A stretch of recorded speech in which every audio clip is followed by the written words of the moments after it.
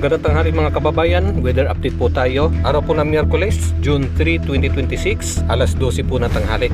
Pumapasok na nga po ang makapal na kaulapan na may dalang mga katamtaman hanggang malalakas na mga pagulan. Dito po sa may Zambales, Pangasinan, Tarlac, Bataan, Pampanga, Bulacan, Cavite, Metro Manila, Batangas, Occidental Mindoro at Palawan. Nagdulot po ng habagat. Inaasahan po natin na posible pa po itong umabot sa nalalabing bahagi po ng Northern Luzon at Central Luzon. Samantala, umpisa namang namumuo ang mga localized thunderstorms dito po sa Bicol Region, buong Visayas at buong Mindanao. Makikita natin dito sa ating latest weather satellite images na may malawakang pagkidlat at pagkulog sa buong Visayas.